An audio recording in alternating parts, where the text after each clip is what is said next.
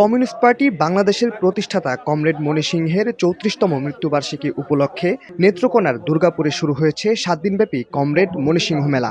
গত মঙ্গলবার দুর্গাপুরের সোমেশ্বরী নদীর তীরে টঙ্ক স্মৃতিসৌধ প্রাঙ্গণে জাতীয় পতাকা উত্তোলনের মধ্য দিয়ে উদ্বোধন করা হয় মেলাটি চলবে আগামী ৬ জানুয়ারি পর্যন্ত। কমরেড মণি সিংহ বাংলাদেশের মুক্তিযুদ্ধ চলাকালীন সময়ে বাংলাদেশের প্রবাসী সরকারের উপদেষ্টা ছিলেন। এছাড়া তিনি উপমহাদেশের একজন প্রখ্যাত রাজনীতিবিদ ও টঙ্ক আন্দোলনের একজন অন্যতম নেতা।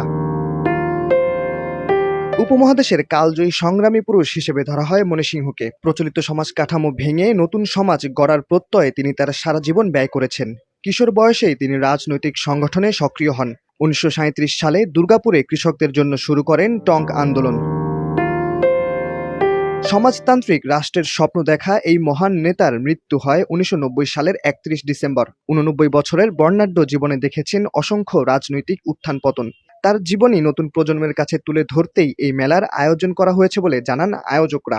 কমরেড মণি সিং সারা জীবন এই দেশের শ্রমিক মেহনতি মানুষের লড়াই সংগ্রাম আন্দোলনে নিজেকে নিবেদিত করেছিলেন, সংগ্রাম করেছেন, আন্দোলন করেছেন। ১১ বছর তিনি কারান্তরণে ছিলেন এবং ২০ বছর আত্মগোপনে ছিলেন। তিনি ব্রিটিশের বিরুদ্ধে আন্দোলন করেছেন, পাকিস্তানিদের বিরুদ্ধে আন্দোলন করেছেন এবং বাংলাদেশের মুক্তি সংগ্রামে তিনি আলাদা মুক্তি বাহিনী গঠন করে ল্যাব কমিউনিস্ট পার্টি ছাত্রদের উদ্যোগে আলাদা মুক্তি বাহিনী গঠন করে তিনি দেশের মুক্তি সংগ্রামে ভূমিকা রাখেন।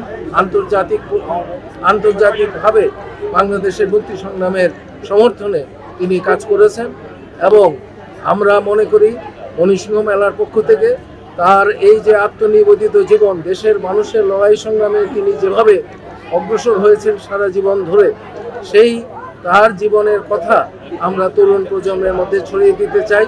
তিনি বৈষম্যের বিরুদ্ধে সারা জীবন আন্দোলন করেছিলেন। এখনকার সময়ে বৈষম্য বিরোধী ব্যবস্থা যাতে আমাদের বাংলাদেশে প্রতিষ্ঠিত হয়, সেই আন্দোলন সামনের দিকে চলে এসেছে, জাতির সামনে চলে এসেছে এবং সেই পটভূমিতে কমরেড মণি সিংহের লড়াই সংগ্রাম আমাদের পাথেয় হয়ে থাকবে। আমাদের কমরেড মণি সিংহের যে সুযোগ্য সন্তান আমাদের ডক্টর দিবালোক সিংহ আছেন, উনি একদম এই ৭ দিনেই আমাদের হসপিটাল কার্যক্রম সেই সাথে মেলায় সশরীরে উপস্থিত থাকবেন। আপনারা সবাই আসবেন এবং মেলা উপভোগ করবেন। মেলার দর্শনার্থীরা জানিয়েছেন কমরেড মণি সিংহের জীবনী জনমানুষকে আত্মপ্রত্যয়ী ও প্রতিবাদী হতে শেখায়। সমাজ সংস্কারে নতুন প্রজন্মকে নিবেদিত করতে এ মেলার আয়োজন।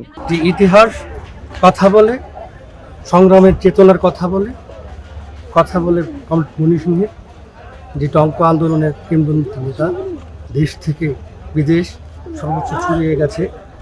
আসলে এখানে প্রতি বছর মেলা হয়, এই মেলায় আমরা আনন্দ করি।